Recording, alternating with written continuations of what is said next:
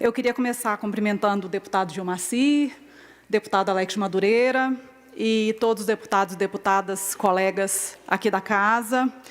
Meu nome é Andréia Werner, eu sou jornalista, sou escritora, sou fundadora do Instituto Lagarta Virapupa, que dá apoio para famílias de pessoas com deficiência. E eu cheguei aqui na casa através de 88.820 votos. E eu queria começar essa fala agradecendo a todos os eleitores que me trouxeram aqui, que propiciaram que eu estivesse aqui para defender essa causa, que é a causa da minha vida.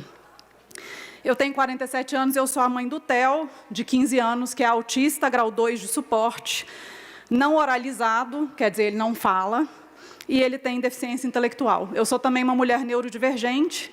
Eu vou falar muito sobre isso aqui, eu tenho esse brochinho aqui da neurodivergência, depois, em outra oportunidade, eu falo mais sobre isso. Como diz uma amiga minha, pé de jaca não dá manga. Então, o fato de eu ser uma mulher neurodivergente explica muito o fato de eu ter tido um filho autista. O Theo nasceu em 2008. E quando a gente recebeu o diagnóstico, o Theo era um bebê. Ele mal tinha completado 2 anos de idade. Naquela época, eu comecei a compartilhar na internet as minhas experiências sobre a maternidade atípica, como a gente fala. E eu descobri uma imensa quantidade de mães que careciam de muita coisa, desde o acesso à informação até serviços básicos, a qualquer tipo de apoio. E eu estou falando aqui de necessidades urgentes mesmo, do diagnóstico, do acolhimento, do acesso à saúde, de suporte, todo tipo de suporte. E isso mudou completamente a minha visão de mundo e a minha responsabilidade enquanto cidadã. O meu caminho até aqui foi de ativismo e de acolhimento dessas famílias, de pessoas com deficiência que, como eu, se viram desamparadas pelo Estado. E olha que eu estou falando de um lugar de privilégios, mesmo sendo mulher, mas eu tenho privilégios de classe e de cor. Eu também não entrei para a estatística, deputado Gilmaci, que diz que 78% das mães de crianças com deficiência são abandonadas pelos maridos quando chega o diagnóstico do filho. Elas viram mãe solo. Aqui está incluído mães de crianças com doenças raras também. Os companheiros simplesmente vão embora quando chega o diagnóstico pela porta, o marido sai pela janela, é uma coisa que a gente costuma dizer. Eu li e ouvi e presenciei milhares de histórias de pessoas, a maioria mães, levadas ao extremo, sem saber se teriam o que comer ou se teriam o que dar para os filhos comerem, considerando o suicídio como uma alternativa real. Tamanho o desamparo em que elas se veem. E eu acho isso inaceitável em qualquer lugar do mundo. E a gente está falando do estado mais rico da nossa federação. As dificuldades que eu tive foram muitas e foram reais, mas elas não se comparam às pessoas pretas e periféricas que têm filhos com deficiência. Muitas dessas pessoas confiaram em mim e eu vou cumprir as minhas promessas. A pauta da pessoa com deficiência, com doenças raras, é uma pauta urgente, ampla e essencial para a construção de uma sociedade mais justa e mais digna. Para mim, é a luta da minha vida, não é um rótulo conveniente e não é uma forma de conseguir mais votos. Eu queria pedir para a casa colocar no telão uma foto que eu trouxe no pendrive, que é do Super Chico, e eu já vou explicar por quê. Hoje, dia 21 de março, é o Dia Internacional da Síndrome de Down.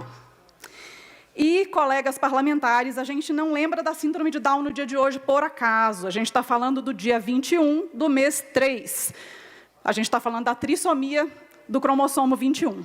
A trissomia do 21, ou síndrome de Down, é uma condição genética que não vem sozinha, geralmente. Ela pode trazer com ela também cardiopatia congênita, resposta imunológica reduzida, hipertensão arterial, baixo tônus muscular, questões hormonais, enfim, várias questões que também afetam a saúde.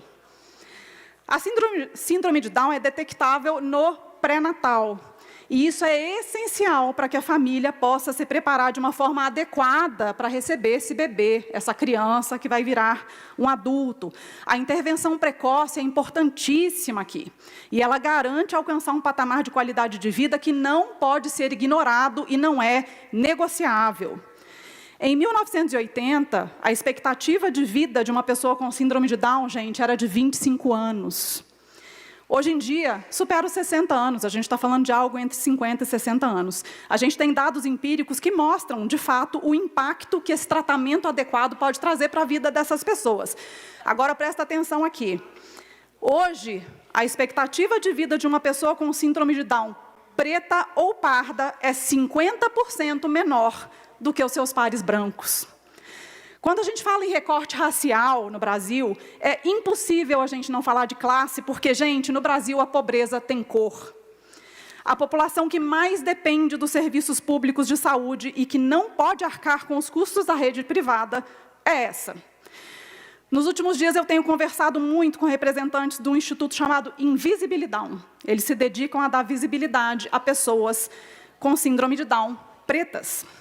Eles compartilharam comigo as suas histórias e são coisas de arrepiar os cabelos, deputado Gilmacy. O que deveria ser um tratamento precoce só começa depois de 2 anos na fila. Quando falamos de uma condição que traz cardiopatia congênita, em mais de 50% dos casos, que muitas vezes requer cirurgia muito urgente logo que o bebê nasce, esse atraso pode significar a vida do bebê, ele pode ser fatal. E mesmo quando não é, ele impõe um prejuízo a essa pessoa que poderia alcançar um outro patamar no seu desenvolvimento se ela fosse socorrida a tempo. Unidades de saúde em periferias que atendem famílias de pessoas pretas e pardas com síndrome de Down descobriram 15 dias depois do parto que aquela criança precisava ter tido um atendimento urgente de um pediatra de desenvolvimento de risco. Há casos de crianças com falta de tônus muscular que não conseguem comer, que não conseguem sentar, sendo dispensadas por médicos sob a alegação de que é impossível uma pessoa preta ter um filho com síndrome de Down. Isso é um mito que ainda é divulgado entre os médicos. Eu tenho uma amiga do Invisibilidown que ouviu de um médico que a filha dela não poderia ter síndrome de Down, porque pessoas pretas não podem ter filhos com síndrome de Down. Ir para a rede particular em busca de profissionais especializados é uma alternativa para pouquíssimas famílias, porque isso sempre vem com impactos severos no orçamento doméstico, na vida financeira. Então, eu queria aproveitar a data de hoje aqui, e a foto está no telão, para lembrar com muito carinho do Super Chico, e eu vou tentar orar, que nos deixou no dia 6 de fevereiro. Em seus 6 anos, o Chico passou por 7 cirurgias. Ficou 13 dias internado na UTI, com Covid, e ele teve Covid 2 vezes. E a sua alegria conquistou o coração de milhões de brasileiros. Ele tinha milhões de seguidores na internet. O Chico nos mostrou como é possível para uma criança com síndrome de Down, e com a saúde extremamente debilitada, porque ele tinha muitas comorbidades, ter uma boa qualidade de vida e ser feliz, porque ele tinha pleno direito a atendimento médico.